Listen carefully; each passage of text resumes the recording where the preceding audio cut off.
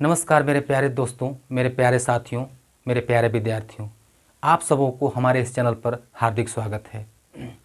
आज हम लोग एक गरीब युवक की कथा सुनेंगे जो किस तरीके से अपने हुनर के द्वारा वह गरीबी पर विजय पा लिया।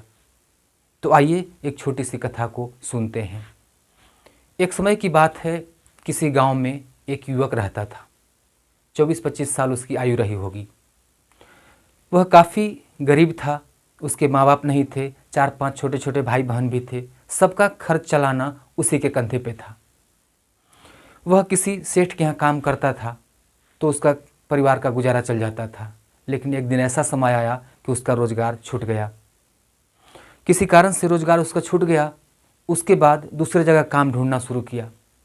महीनों तक उसने मेहनत किया, काम ढूंढा, लेकिन कहीं उसे काम नहीं मिल पा रहे थे। वो अपनी ज़िंदगी से काफ़ी परेशान हो गया था, क्योंकि उसे इस बात की चिंता थी कि आज उसके पास जो पैसे हैं वह आने वाले अगले 15 दिन के लिए ही राशन की व्यवस्था हो सकती है। एक दिन वह अपने घर के बाहर एक बरगद का वृक्ष था, उसी वृक्ष के नीचे वह बैठकर इसी चिंता में बैठा हुआ था।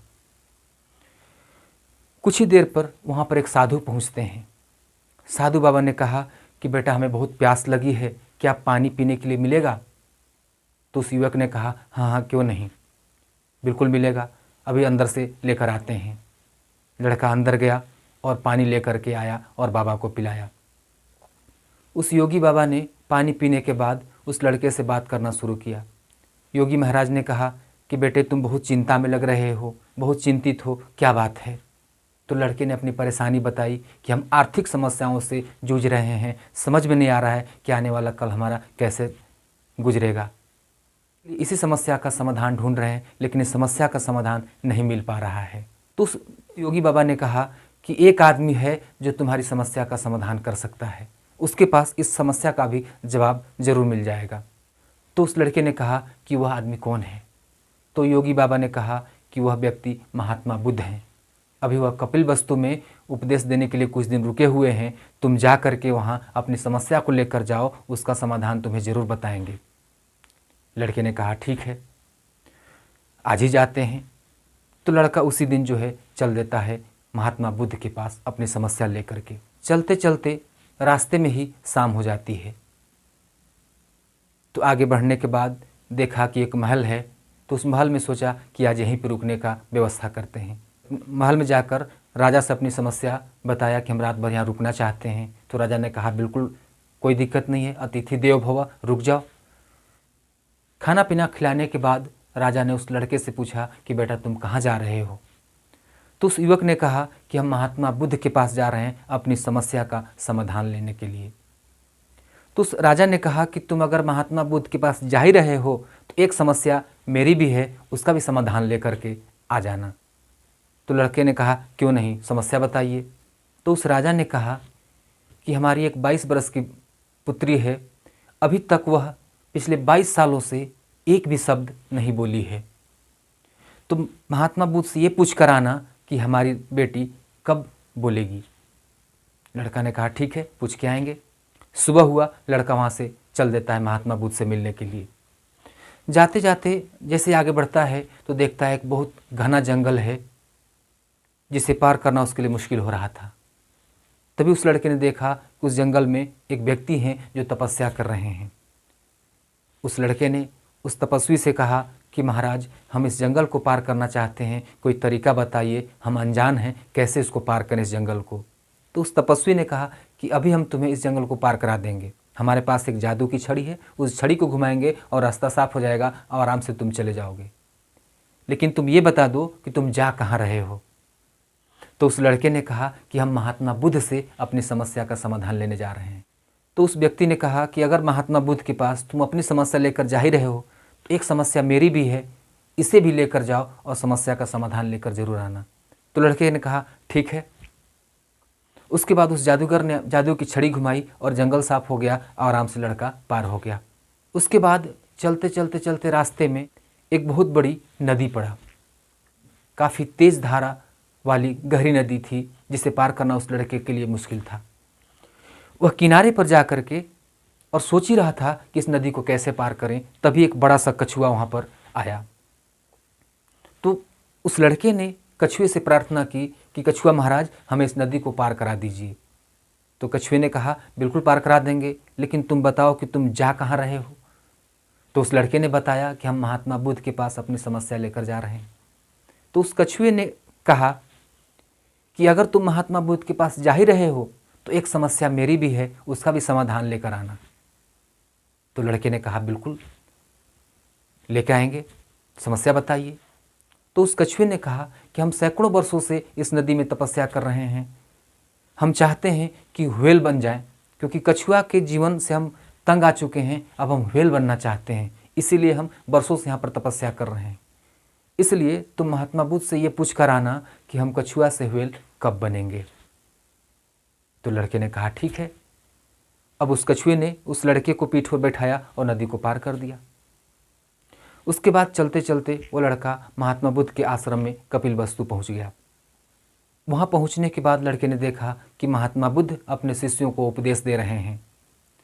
तो लड़का भी वहाँ जाकर बैठ गया और उपदेश सुनने लगा।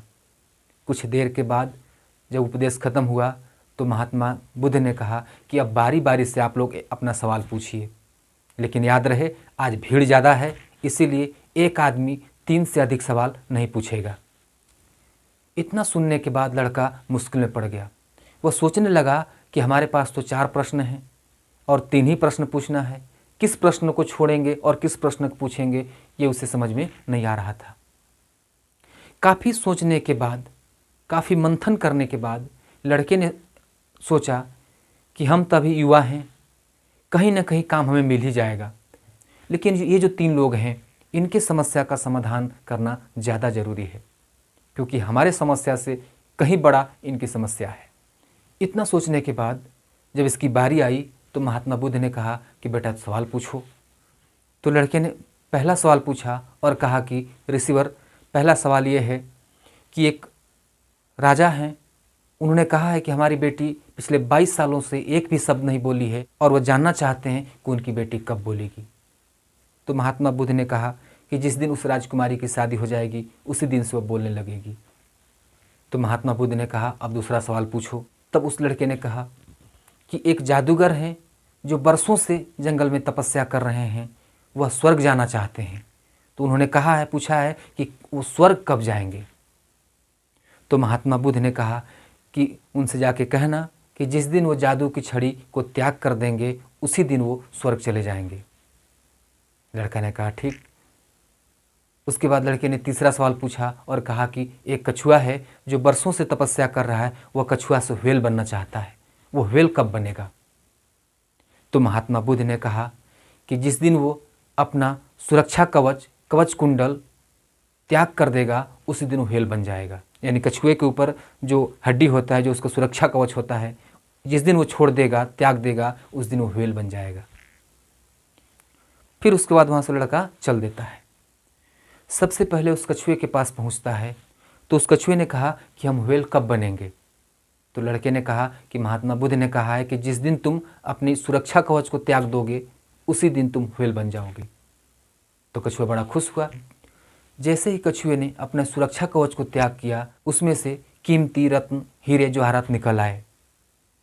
तो कछुए ने कहा कि अब तो हम व्हेल बन गए हैं, हमें इसकी क्या ज़रूरत है, तुम ही इसे रख लो, तुम्हें काम आएंगे। तो उस लड़के ने सारे हीरे मोती जवाहरात को लिया और वहाँ से चल दिया। उसके बाद उस तपस्वी के पास पहुँचा, उस जादूगर के पास पहुँचा तो जादूगर ने कहा कि हमारे सवाल के जवाब में महात्मा बुद्ध ने क्या कहा। तो लड़के ने कहा जिस दिन आप जादू की छड़ी को त्याग देंगे उसी दिन आप स्वर्ग चले जाएंगे।